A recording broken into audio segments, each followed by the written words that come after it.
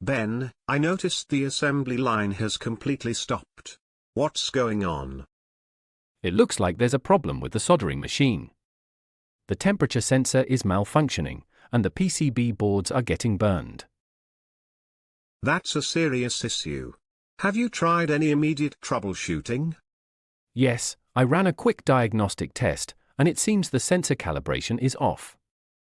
I think we need to replace the module. Okay. But before we do that, let's notify the maintenance team and issue a temporary halt to the production schedule. Understood. I'll also inform the quality control department in case any defective units were produced. Good idea. Let's also document this in the incident report. Once the root cause is identified, we'll schedule a preventive maintenance review. I'll get started on the report. Should we initiate a backup assembly line? That might be necessary. Coordinate with the shift lead and make sure the production schedule is updated. All right. We're also running low on the replacement modules for that unit. Should I submit a procurement request? Definitely. We can't afford another breakdown. Add it as a priority order. Noted. Also, I've noticed the soldering machine was showing minor inconsistencies during the last shift. I didn't realize it would escalate this quickly. It's crucial that any irregularities be reported, even if they seem minor.